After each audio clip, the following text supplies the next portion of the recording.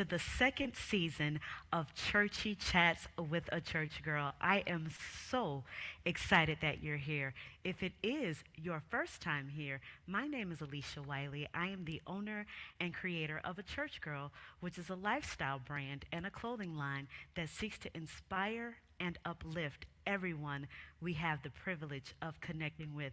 First of all, I want to say thank you for all of you for your support for the first season of Churchy Chats. It was just so amazing, and we are growing and glowing in this second season. We have some really amazing guests for you.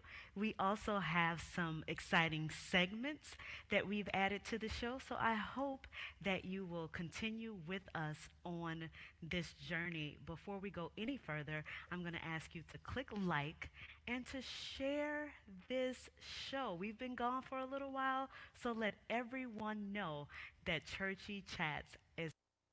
I am excited to have our guest on for the evening to kick off our first season. So let's just get right into it. Hello, Faith. Hey Welcome to Churchy Alicia, Chats. I'm glad to be here. Thanks for having me. Absolutely. I'm so glad that you are here, and I'm going to go on and tell the people that we've been trying to do this for a minute. Right, I'm But glad we we're were finally able to get in touch. It's like I went on a little break, then you went on a break, then like yes. the holidays and everything. But I'm glad like finally when things slowed down. It's literally like we both had the idea at the same time. Like I text you and I was like, I hope you didn't forget about me. You was like, girl, I was just about to hit you up. So it honestly Yes. it ended up working out perfectly because I feel like it was just kind of both like sitting in the back of our minds for the last couple of Mm-hmm. months, you know what I mean? Just kind of like mentally preparing, you know what I mean? So it worked out Absolutely. perfectly, and I'm glad to be here. Thank you so much again for being here. Absolutely. And I'll give the audience a little backstory. I saw Faith and her wife telling their story on Instagram some time ago, Mm, and I wanted to invite her on the show to tell her story to my audience, to Churchy Chats, to the people out there who are looking and paying attention. I thought it was definitely worthy to be told. So I invited Faith on, and she was so gracious to accept. absolutely. So we won't keep the people waiting any longer. Let's jump Right. right into. I don't want to call it an interview, but I guess it's an Mm, interview of sorts. But let's jump right into it. sure. So, Faith is also a PK. So we have that PK thing Born and in raised, you common. know. And I have a lot of PK friends, and what I find is probably the most common thing is people think that all of our lives are just alike. Yeah. And while we share similarities, there are still things that are very different about how we grow up, about, just everything. So tell me a little bit about what it was like for you growing up as a PK. What was So that like? for me, honestly, like back then, it wasn't that interesting. Well, you know, and by interesting, like, cause I didn't realize it. Like, it was literally all that I knew. Like, I was literally born into the church. My parents already had the church. I had an older sister who was already in the church. So as far as I can remember, like, church was all that I know. That was all that I did. Mhm. Like, and it was like sometimes I would have to sit there and like once I got a little older and realize what was going on, like I had to look around and be like, oh wait, no, this is cool, we did this, no, you know what I mean. But it took a while for that realization of how um I don't know, big, special, like Mhm. influential, Mhm. motivational, it took a while for me to set in like how much that really was in other people's lives, and that realization really didn't hit that hard until I honestly got older, like out of high school, out of college, and started meeting Mhm. people that like like that I saw the influence, you know what I mean. Absolutely. But you know but at the same time, like on the other side of that, with someone being so influential and Mhm. motivational, and having such an effect on other people's lives, on so many people's lives, you also, for the most part, you can't have anything wrong with you.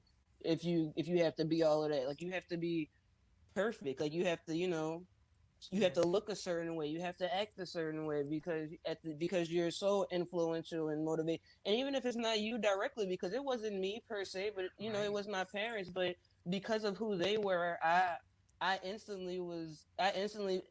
to be a certain way whether I wanted to or not. That's why I feel for Sasha and Malia, because honestly, like, I get it. Like, you don't get to choose, and you don't get to choose, you don't get to complain, you don't get to ask questions. Like, it is what it is, you know what I mean?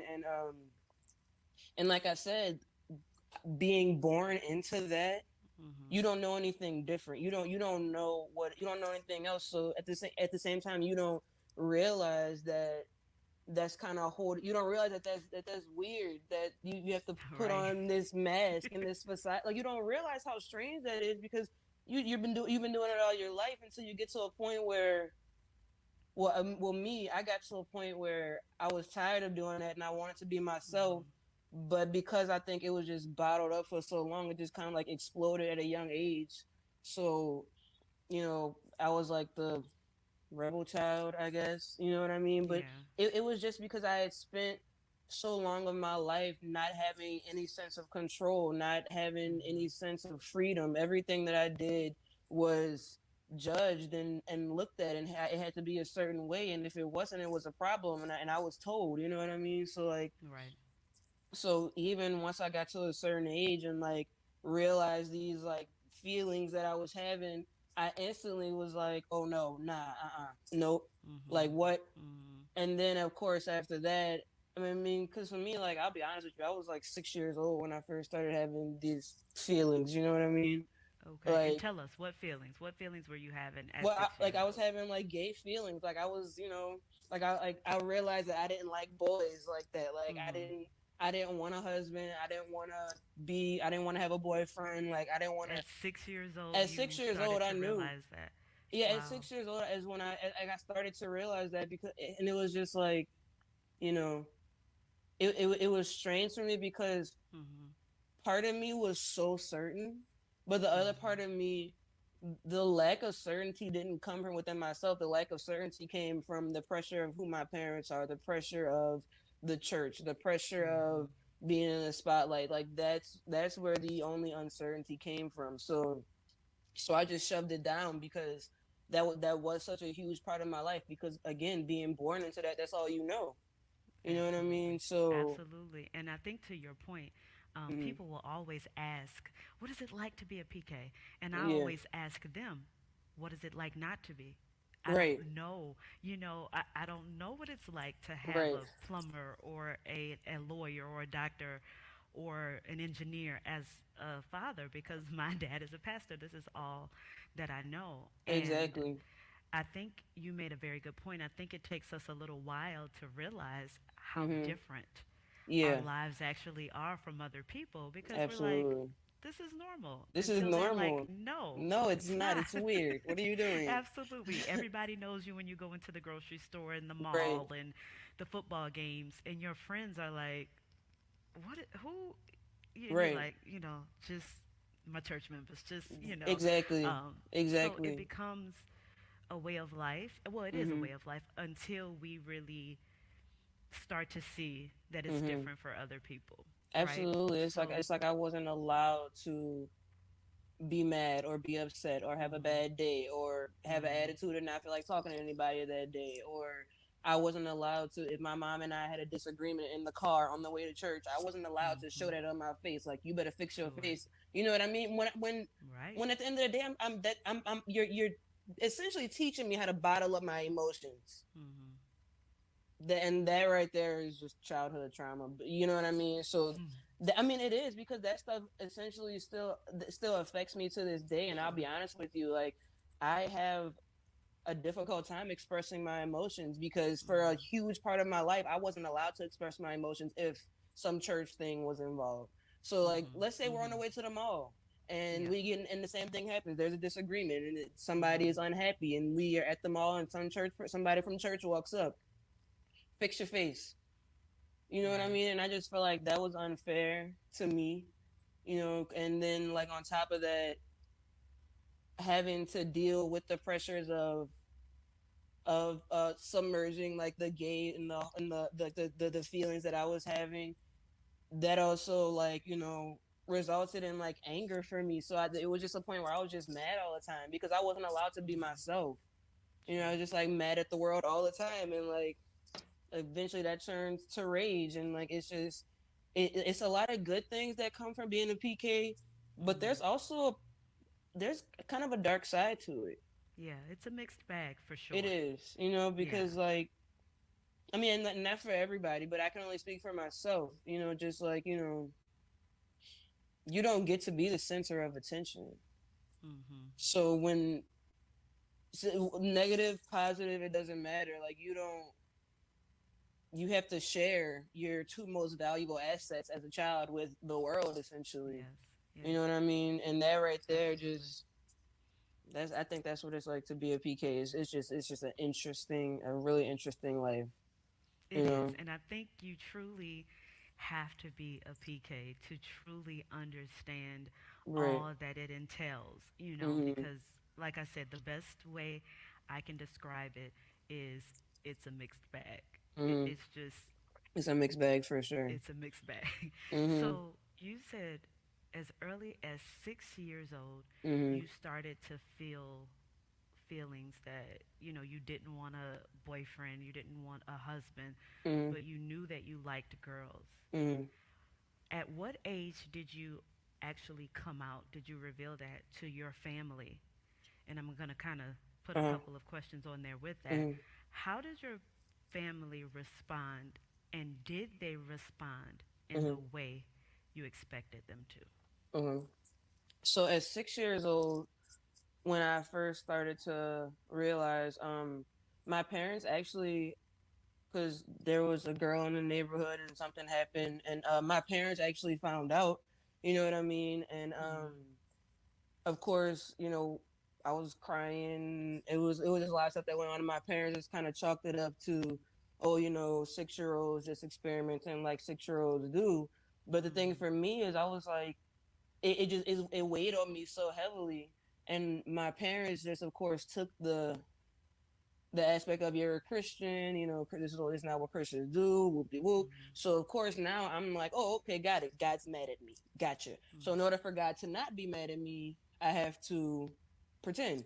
So, but let me backtrack. It was at 6 years old that the first time that I told that my sisters and my parents found out, and they just kind of chalked it up to, just experimenting. And then I would say in high school, I think.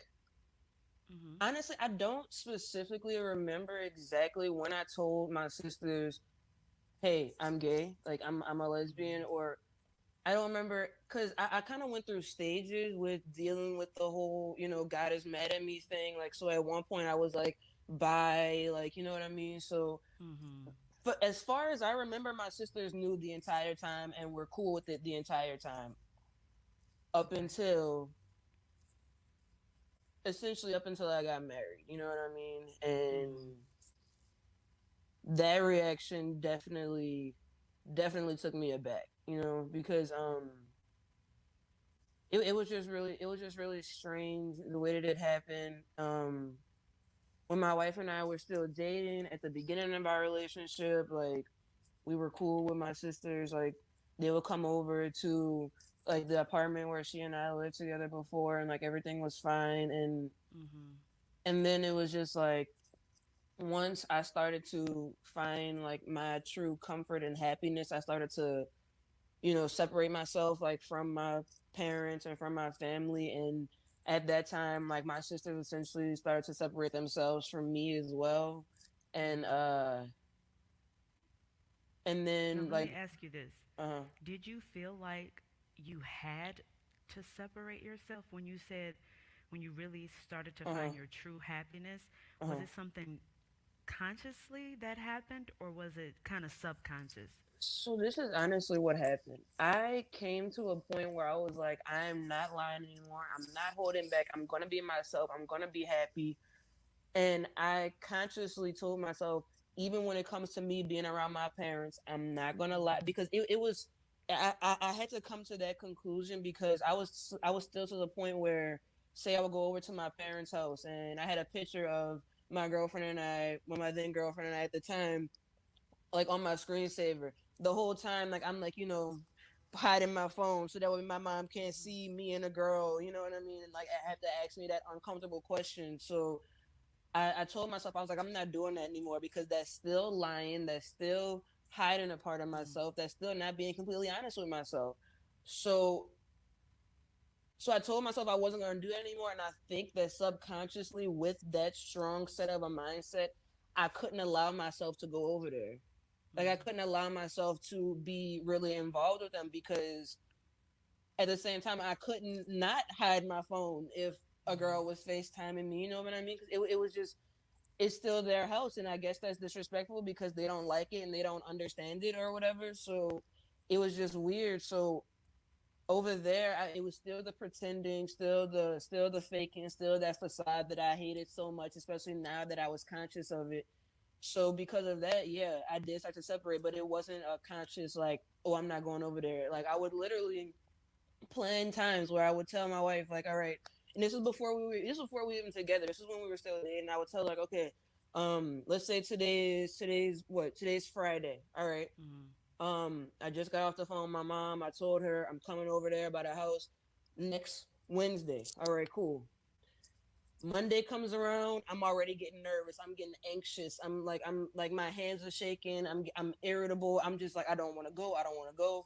And then it came to the point where she was just like, "Hey, if you're gonna act this anxious and like have this much of a meltdown, like I would have a complete just breakdown, just Mm-hmm. because like I guess the thought of knowing that I couldn't be myself for 1 hour, 2 hours, 3 hours, 4 hours just made me physically sick. So because of that, I just like I would say plenty of times, "Hey, I'm coming over there next Wednesday." Next Wednesday will come. I just couldn't go over there. I just couldn't go over there. And You know. what I hear is that it wasn't just about them Mhm. and it wasn't just about you, but I think it was about both parties. And Mhm. you have a level of respect for your parents that Right. said, I can't deny who I am. Mhm.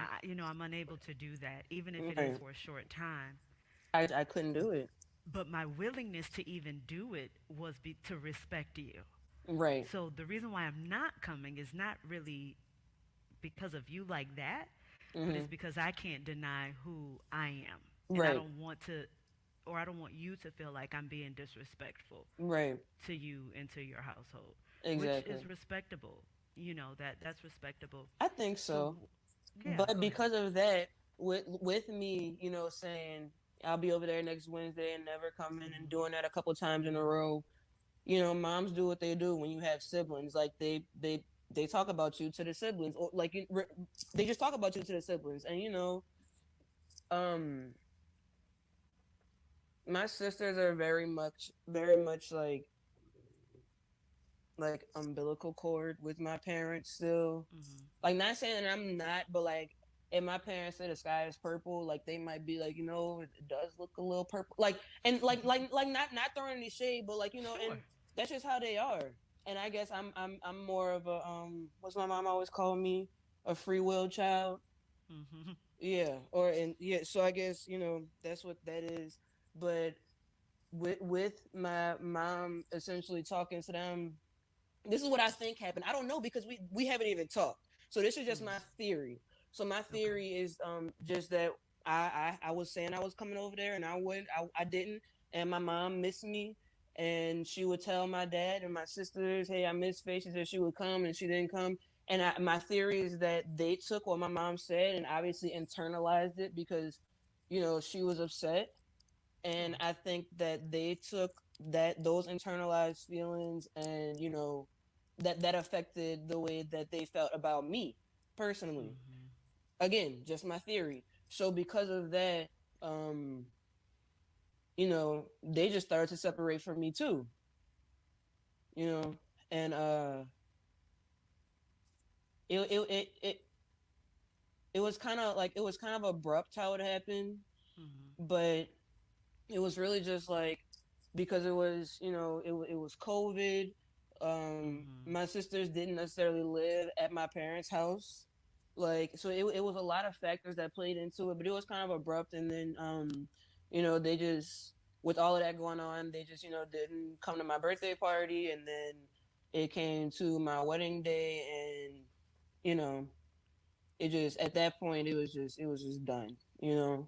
So that right there, for my sisters, that really shocked me, their reaction right there, just because y'all had been knowing, but Mm-hmm. this makes it seem like you're not supportive of my gay marriage. But again, this is just my theory. And like, it, there was, we're essentially estranged. Okay. And you know that is a shock to me. Mm-hmm. And I also think, this is also my theory, that with my sisters internalizing what happened with my mom, I think not only did they feel a certain way about me, but they also felt a certain way about Deanna, because I think that they just thought that she was keeping me away from my family, when in actuality Mm-hmm. it was me. You know what I mean? It was just, Sure. like you said, it was all of us. Like, it Mm-hmm. wasn't, but I think, I kind of think they just needed a blame to place somewhere. So me and Deanna just became the the villains. So yeah, my sister's reaction definitely shocked me, especially because there was no communication with us. Like, they haven't talked to me. I haven't talked to them. You Mm-hmm. know, and And it's sad, but it is what it is. that has to You be know, tough. yeah, I one have hundred percent. siblings, and I have one brother and one sister, and Mm-hmm. naturally, I'm closer to my sister, not for any other reason than we're Right, closer than age. right. We grew up in the house and everything together, and I know things sometimes happen Mm-hmm. with our parents, and you know, you'll hear your parents say, this happened with your brother or with your sister, and Exactly. like you said, I don't care if somebody hurts my parents, whether it's intentional or not, and I Mm-hmm. know, and I'm guilty of it too sometimes. Right, I'm right. sure I say things and I, hurt them, and before you know it, I'm upset with my siblings because Mm-hmm. I'm like, you done hurt mama's feelings or you hurt my daddy's feelings, and I Mm-hmm. don't like that, Mm-hmm. and if I let that go, then it will grow, Mm-hmm. but sometimes I'm like, okay, let me give it a day or two, Mm-hmm. and then I'm like, okay, so what happened? Let me hear your side so I Mm-hmm. can just, kind of bring it all together. But Honestly, would you be open to reconciling with sitting down and having a conversation with your sisters, with your parents? and I honestly, the last, like, conversation that I remember, like, that like, but I remember the most, was my sisters had met me at the mall, basically to, like, to tell me, you told mom you will come over there, you haven't been over there, what's going on, basically to chew me out. You know what I mean? And I Mm-hmm. told them these exact words. I said, they don't accept me. And they just kind of took that and threw it back in my face, honestly. And I think that's when the strain really started, whether they realized it at that point or not. Yeah, they definitely just took that and threw it in my face. And they also took the fact that I found comfort in Deanna and threw that in my face as well. So would I be willing to sit down and have a conversation with my sisters? I don't know, because, Okay. like, I I just, like, obviously y'all are dealing with something, so I'm gonna just give y'all time, and when and if y'all are ready, I honestly don't even know, because it's just like, it's such a weird, iffy situation. You know what I Mm-hmm. mean? Absolutely. You know? Well, I do hope and pray that one day you all Right, are able to sit down and have a conversation, get all of everything out and right. just able to, start to heal as a family. So once you were kind of over the family hump, and you can tell me if it was kind of intertwined, but Mm-hmm, after you say, okay, they know, mm-hmm. what was it like? Was there pressure? Did you feel um, obligated Hmm. to come out to the church family? And how did you think the church would respond? Like we talked about this earlier, Uh-huh. BMPKs were kind Uh-huh. of pushed into a limelight. Right. So it's almost like, okay, I have to do the when it's big stuff, Uh-huh. right? I have Right. to talk to the family, and I may not have to talk to the church, but Uh-huh. there is still a revealing, or there is Right. still, Right. so how did you feel about that? If you want to be You completely knew. honest, I knew the people at the church like wouldn't care. Like they have been knowing me since I was a child. Like Hmm. a lot of them are super cool and have been super cool. A lot of them like have been knowing like since before I told my parents. So shout out to them. A lot of the people at the church like they have always been cool. Like always. And when it comes like the elders at the church and stuff like that, like Hmm. I never really had like, a close relationship besides like my godmother.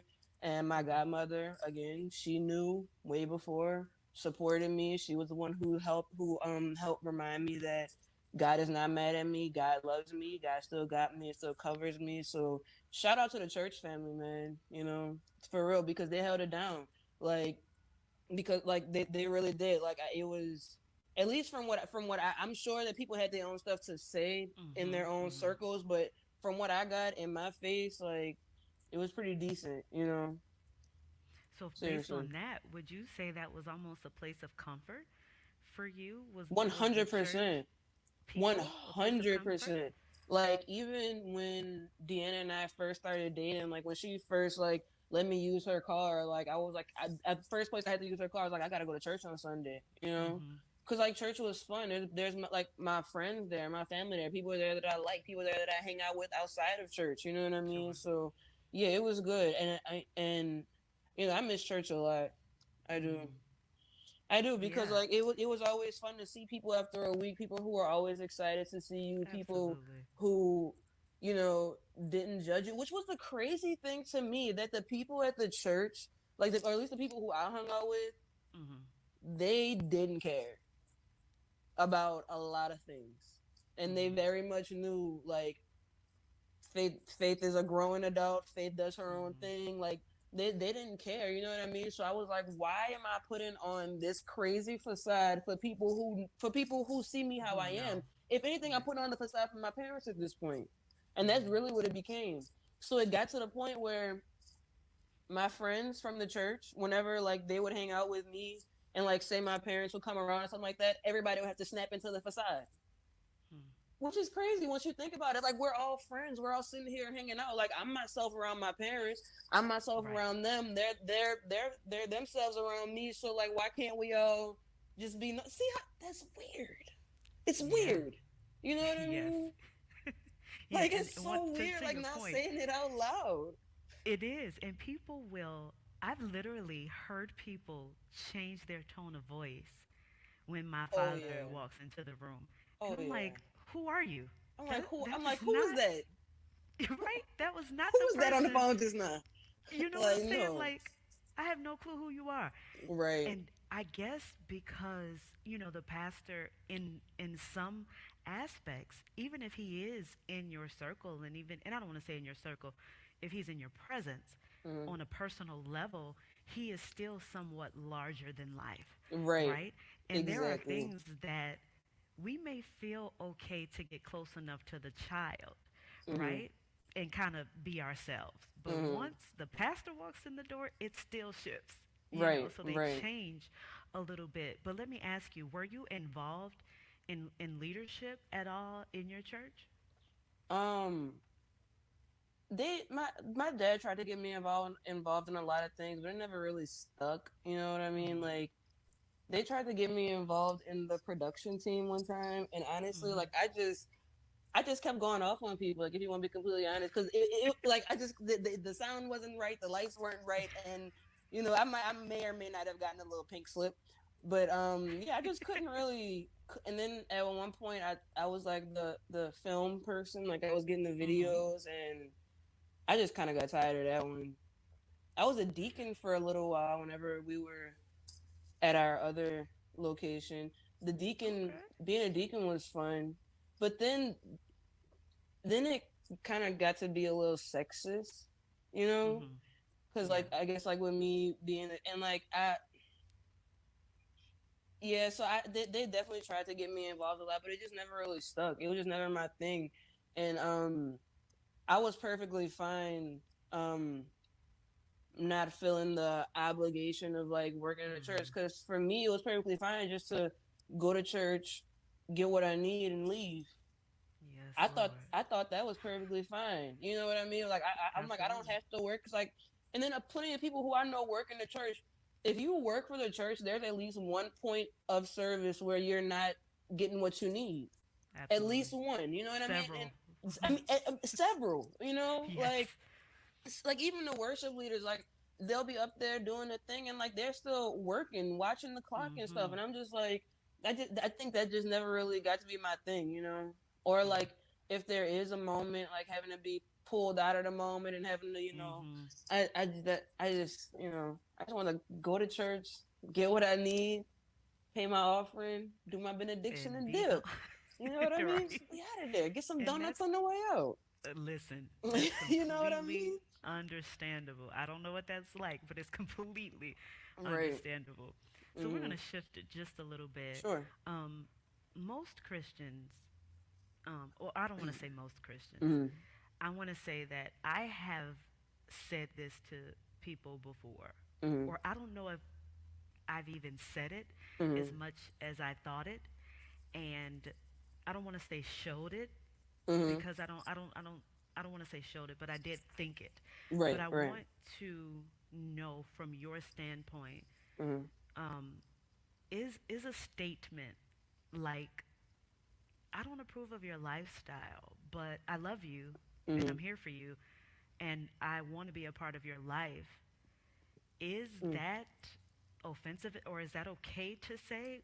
What when I'll you hear say that, I what would do you say get from it? it's not okay because it's not possible. Okay. It's not possible to, cause like take my situation for instance. Mhm. My parents had a, you know, I I don't approve of your situation, but I love you and want to be a part of your life conversation with me before. And honestly, that's just not possible because at some point, um, at some point, you really just you can talk on the phone as much as you want, but Mhm. as far as like making an effort to see each other and spend time together, that's gonna end up not being fair for multiple reasons. One, that person either wants you to not bring your significant other or just pretend that they don't exist, which is not fair to the significant other, or it's just like the significant other is there and they just kind of pretend that they're a friend or don't see them. But either way, I just feel like that statement is just not fair. It's not Mhm. possible. It's not true. Um, if someone says like, and I think that's just something that people say, honestly, at this Okay. point. Well, me from my perspective, you know what I mean. From Sure. my perspective, I've seen that that's just something that's not possible, and like, if somebody doesn't approve of your lifestyle, then 9 times out of 10, they're done with you. You Mhm. know. So And if I some, and that's fair.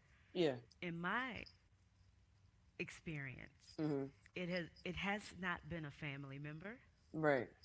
so I can't speak from that perspective. But I have, had friends, Mm-hmm. and when I don't know if I would ever again I don't know if I would ever say that to them Mm-hmm. if they feel like, and I think a lot of times, let me back up a little bit. I think a lot of times they just figured this is how you feel because this is who you are.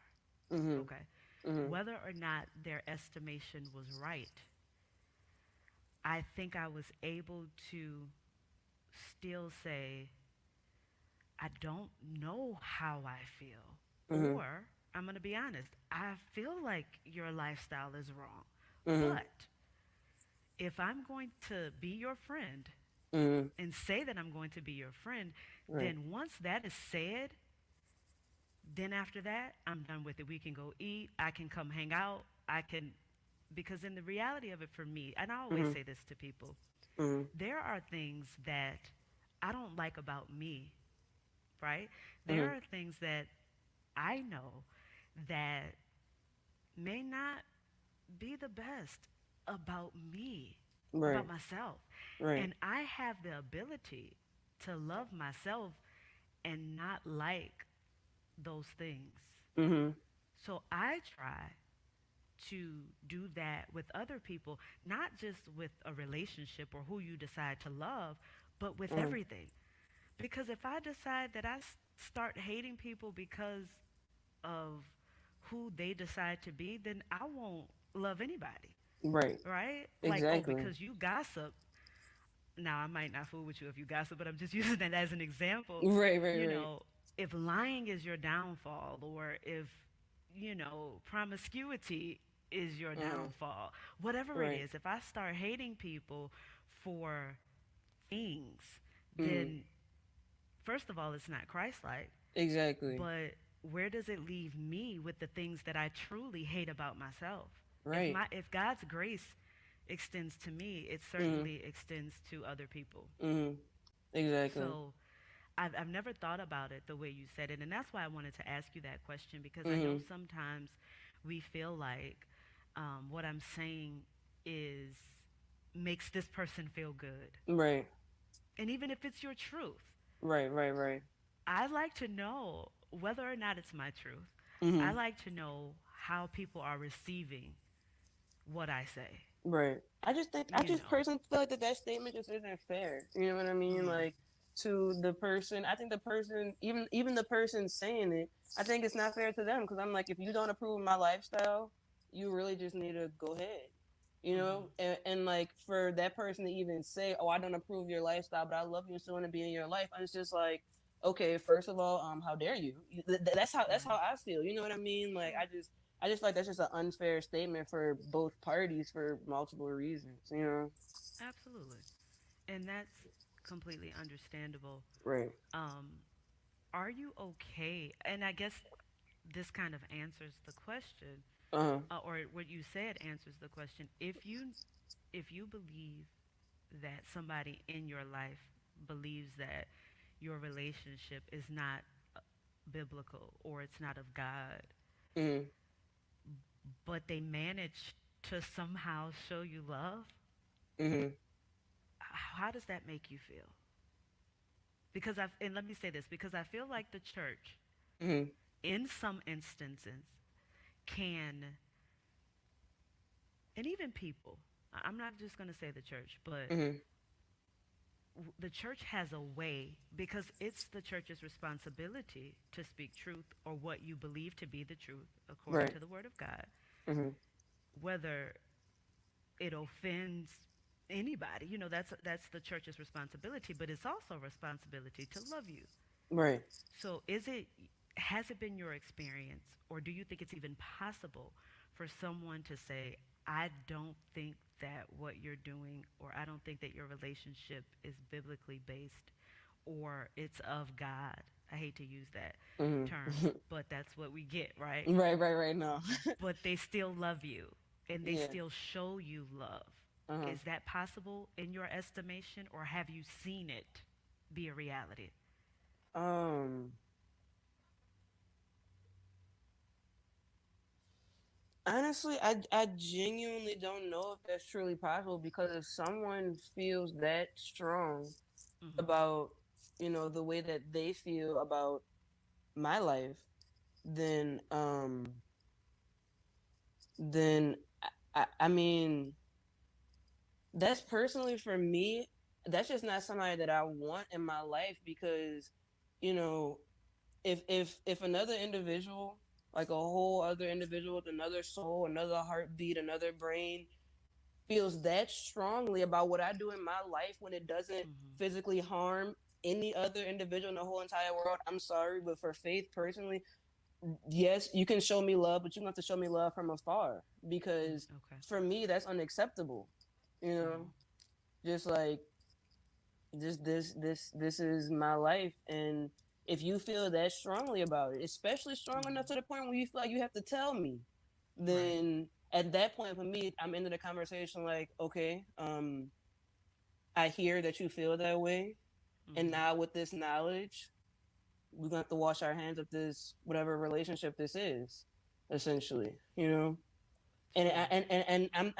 I'm to that level in my point. I'm to that level in my life right now, just Mm-hmm. because that's what I've had to do with my family, you know. Okay. So that's just why I'm so just like, if you don't like it, you could really step, because my Mm-hmm. family stepped, and those are supposed to be my blood. You know what I mean? So that's just me personally. I don't know how another gay person would react, because I mean, and for me, my situation is just like, it's only like one situation on the spectrum, but like, if you were to ask, let's say, a gay child who grew up in a family that loved and accepted them Mm-hmm. wholeheartedly, didn't try to change them, let them do what they wanted to do, they might have a different response, maybe, but I don't know, because at that point, if they were raised in a loving home, then those people taught them how to love themselves and how to not tolerate people who had such a strong opinion on their individual lives, you know.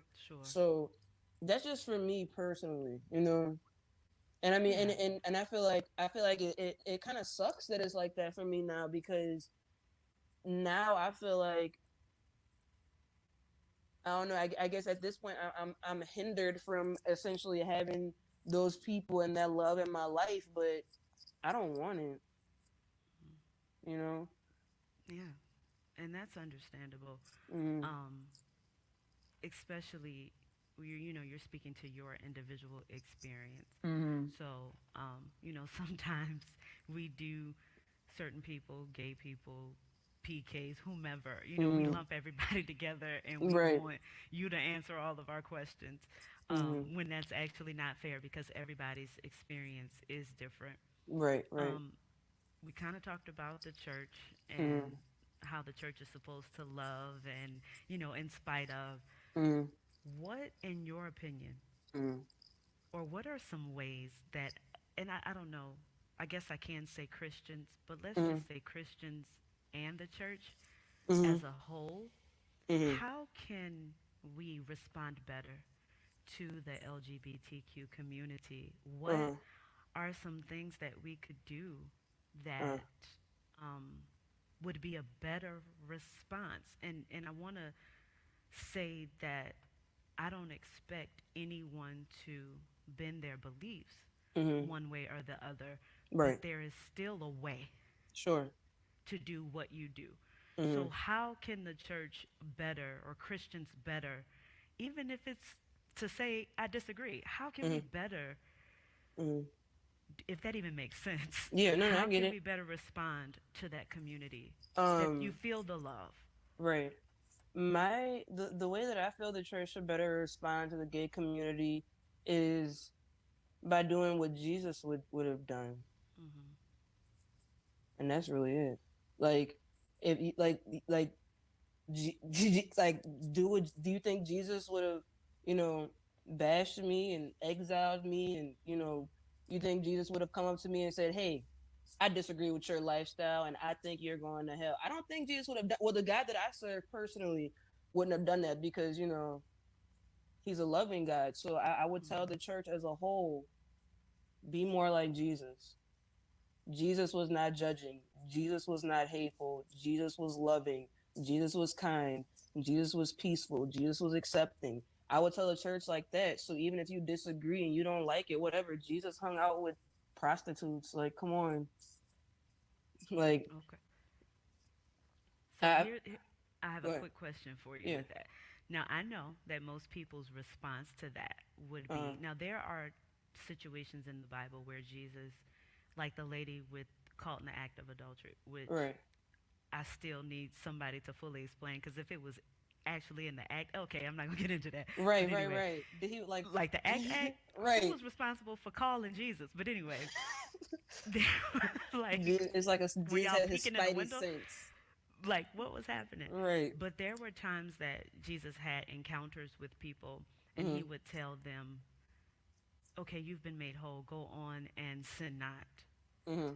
Okay, so from your perspective, Mm-hmm. you don't feel like what you're doing is wrong, No, right? being But gay if is not a sin. right, so Yeah. from your perspective, Mm-hmm. right? So if the person's perspective Mhm. is that it is wrong. Uh-huh. And they hear you say, be more like Jesus. Mhm. And they say, okay, I'll do exactly that. Mhm. Jesus went into people's situations Mhm. and pulled them out. So if that's their mindset, Sure. which Jesus actually did, Yeah, but I'm just absolutely. trying to, I'm playing the devil's advocate a little No, no, bit. no. You got to, because you asking the questions people would want to know. You have to. I get it. Go ahead. So, what? How does that? Uh, Where does that land? right. My first thing would be to say, where did you hear that being gay is a sin? And I'm sure at that point they would say the Bible, and that's when I would say, well, if there's multiple translations from the Latin to the Hebrew to the German to the English and so on and so forth, Mm-hmm. and the actual word homosexual wasn't put in the Bible until 1946. Mm-hmm. So, the word that was in place before the word homosexual was arsenokoitai, yeah, something like that.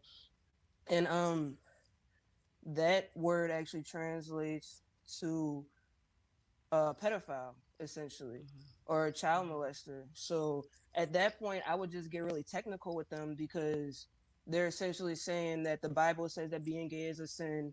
So at that point, I would just have to hit them with the facts and say, the Bible was written and edited by a man. Um, I know that that man did have the calling of God, but the man who essentially wrote it, yes. But as far as like the edits and the translations, I would say that, me personally, if you think that being gay is a sin because of the Bible, I would say you should probably do some research on the actual writings and translations of the Bible, because in Leviticus 8 and 22, the English translation says, man shall not lie with man, but the German translation says, man shall not lie with young boys as he does a woman, for as an abomination. Same thing with Leviticus 20 and 13. Same thing with First Corinthians. If you want to get technical, that's what I would Mm-hmm. tell them, as far as, them thinking that being gay is a sin. And if they're not using the Bible as their reference, and they say, well, I just don't think that that two women or two men should be together, then I would say, then sweetie, you go date the opposite sex. Mm-hmm. You know, and that's just, Absolutely. and that's just me. If you have such a problem with it, you make sure you never date the same sex, and I guarantee you should be happy. And the people who still have a problem with it, like, I don't know what to tell you, bro. Like, because some people just want to be so involved in other people's lives. Like, Mm-hmm. hating a person for being gay is essentially like hating a person for being black. Like, you can't, Mm-hmm. like, it's just not fair. And and that's why I feel like, for me, that relationship with somebody who says they love me but don't accept me can never work, because I'm argumentative. Like, this would start a fight. You know what I mean? Like, not a fist fight, but like a you know what Sure. I mean? Like read the text. No, Right. search it. You know what I mean? Right. Like, seriously. Yeah. So, And I mean, I think that's fair mm-hmm, for you to say, you know, I I don't exactly have a situation that or I don't think I do. mm-hmm. Everybody don't know all my business, but Right, I right, don't right, have, a situation to where people would definitely have to choose a side like that. So mm-hmm, I don't, really know how that feels. right, And I can imagine that I would be like, it's this or that. mm-hmm. It's no um, But the only straddling the reason, fence. Alicia, the only reason it's this or that is because the church made it this or that. They made it Mm-hmm. either you're gay or you're not, and if you're gay, you're going to hell. Who? Mm-hmm. No, like it didn't have to be this or that. But if y'all want to make it this or that, that's exactly what it is. You know what I mean? When in actuality, being gay is not this or that. Being gay is a spectrum, a huge spectrum that everybody Mm-hmm. falls on. Mm-hmm. Everybody. I just So happen to let me fall on ask the you more this. gay side. Let me ask you this. So long in the black church, Uh-huh. especially, you Right. know, a lot, especially our musicians, I don't want to pick on the musicians, but Mm-hmm. that is where, homosexuality seemed to be prominent in the Exactly. church. Yeah. Do you think that many of those people were not openly gay, but it was painfully obvious in many of the cases. Right, Do right. you feel like the church is able to accept it as long as you don't say it? Oh yeah, obviously. That's because that goes back to that facade of pretending that everything is perfect. You know what I Mm-hmm. mean?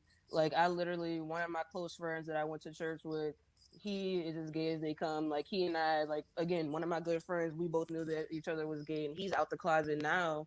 But when he came out, the church kind of like, kind of they acted a little funny with him, like, Mm-hmm. and he was literally one of the best singers that we had ever seen, True. still is, you know what I mean? But yeah, but Mm-hmm. he was obviously gay when we grew up. Like it was obvious, and it wasn't like he was trying to hide it, but he wasn't trying to not hide it. You know what I mean? But Mm-hmm. I totally get the church is okay with it as long as you don't say it, and you can. I don't even know if that's pretending because, like you said, it's painfully Right. obvious. You know. Right. So I guess if you don't say like the words, it's okay.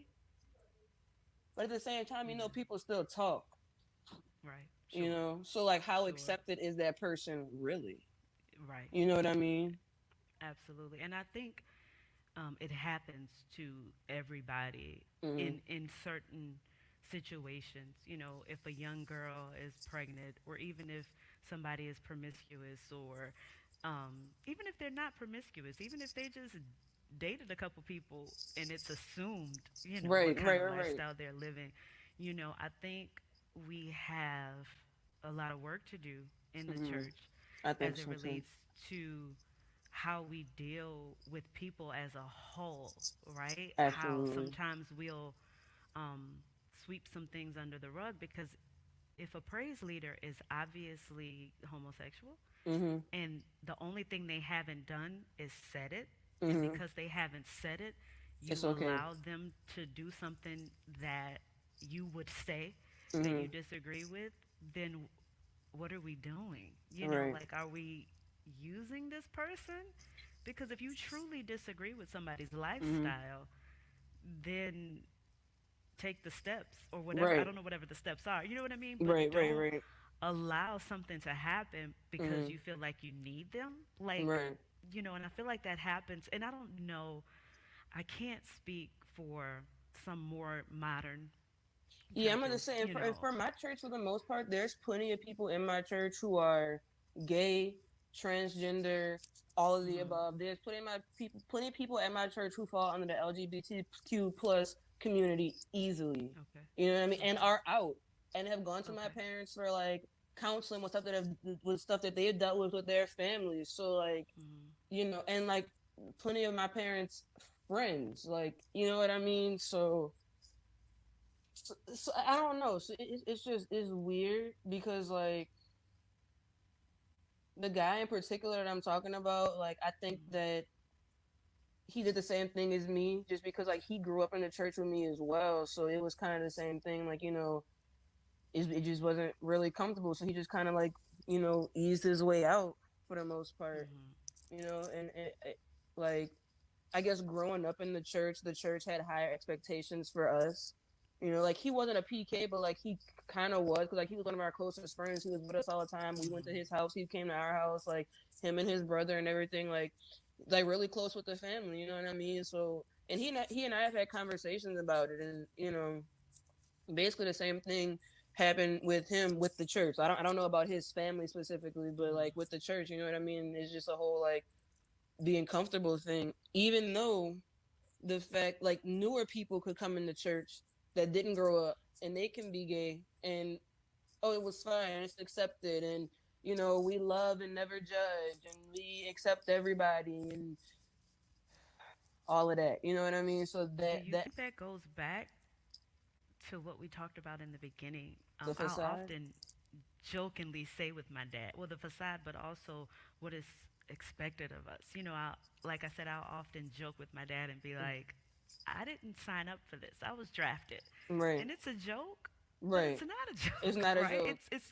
It's Yeah, reality. it is reality. So because you're the PK, Mm-hmm. because who your parents are, who your family is, what do you feel like it is easier to accept somebody off the street because we just didn't expect this. Hmm. You know, Um, yeah, I would say it's easier, honestly. Um, I not mean, that but it's right. yeah, I mean, but to an extent, because still growing up in this lifestyle, you are taught to be cautious at the same time. Hmm. You know what I mean? With Extremely whatever you cautious. do, Yeah, right? extremely cautious and aware. Watch your surroundings and stuff like that. So, from the aspect of love and never judge, then yeah, to an extent, but at the same time, for me, you gotta understand, like that's what I saw at church. But as far as never being judged, I was judged. So it's Yes, different what you see behind closed doors. Like actions speak louder than words. 100%. absolutely. You And know. I'll say, I'm going to speak for the PK Mm, nation as a whole. And right. I know I can't technically do that, but I'm going to do that tonight. Right. Um, the, the lack of judgment is just not there. Yeah. No, it's We not there. are, under this microscope, we are looked at and expected to do things and be people Mm-hmm. that we don't necessarily identify with. And when I say that, I mean it can be like the most minor thing, like, oh, you don't Right. preach Right. or you don't sing. Like No. I wasn't a singing PK. That's one of the most popular gifts Right. I of wasn't either. PKs, right? And I wasn't a singing PK. I wanted to be because I like to sing. Right. But when people be like, "Oh, you don't sing," Yeah. No. I'm like, I no, know. Wrong I one. no, So it's like they expect you to be certain things. They expect Mm-hmm. you to do certain things, Right. and we are usually pretty heavily judged. Mm-hmm. We And are. it, 100%. you know, it's just unfortunate. It But is. you know, And heavily judged by the people closest to you. You know what I mean? And not just meaning like your family, but like, the like your parents' assistants and stuff like that. Like, you know how they be. everybody's looking at you, Everybody's right? looking at you at all Everybody, times. and you like, no, Right. thank you. It's like you can't get up But for a second. Like I would literally like say if I'm sitting in church and I would have to like go to the bathroom, I would literally mm, wait until everybody was standing up because I was like, if I get up right mm, now, like y'all, where's she I'm like, going? I'm right, y'all not gonna be paying attention to church no more, man. Yep, For yep. real. And like you said earlier, it really is a crazy lifestyle It is. when It's a you crazy really start to lifestyle. say it out loud. Right. It's weird. Absolutely. So I wanna I have one more last thing I want to ask you, Sure. but before I go into that, I just want to thank you for coming on Absolutely. Churchy Chats. I want to thank you for being our first guest of our second Yes. season, Thank you for having and me. I'm excited that we were finally able to Right, come to do together this. and do this interview. Do you want And to meet my wife? absolutely, Come here. She's been sitting over here listening all the time. She's been watching. This is Deanna. hi Deanna, She welcome to said, "Hey, Churchy Deanna." Hold on, Chats. wait a minute. We got the headphones in. Hi. Hello, welcome to Churchy Chats. Oh, you. She's been answering. I Thank like. I you haven't for heard allowing like. your wife to be on. She said, "Thank you for Oh allowing yeah, me." I know. I haven't been able to hear like your side of it, so I've just been like listening Right, halfway to the right. conversation. But I liked it. You like this? Sound good? Well, wonderful. Listen, so since you're up here, I want you to answer this along with Faith. Hmm.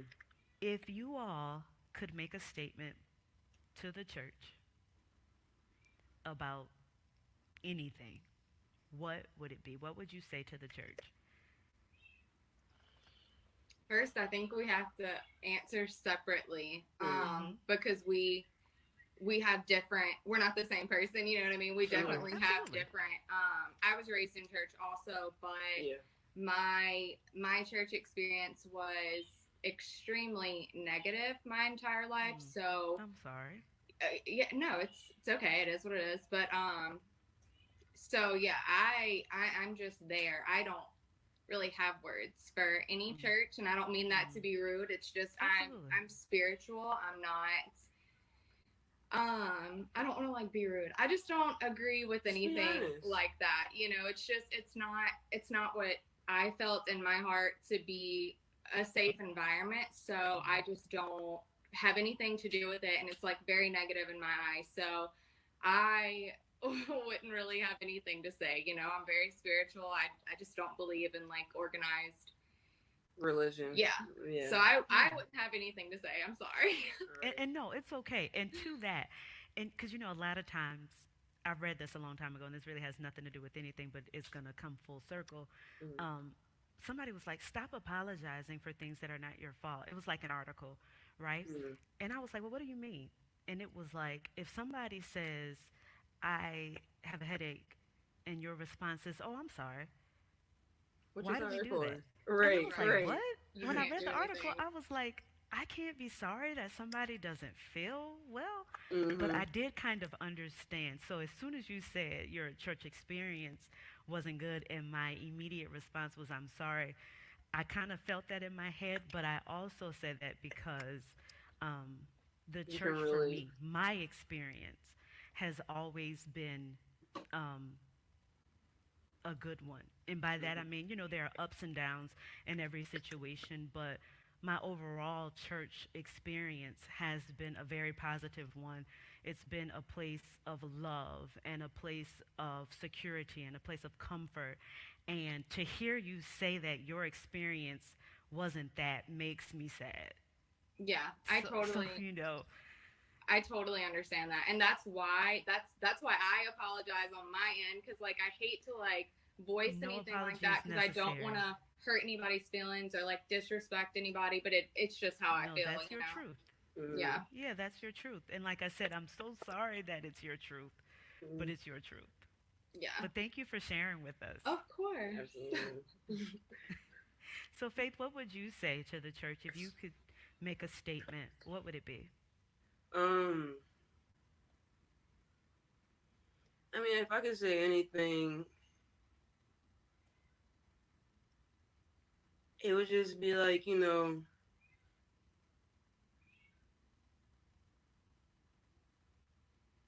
like what I honestly, I don't know if I would ask a question or if Mm, I think I would just say, like,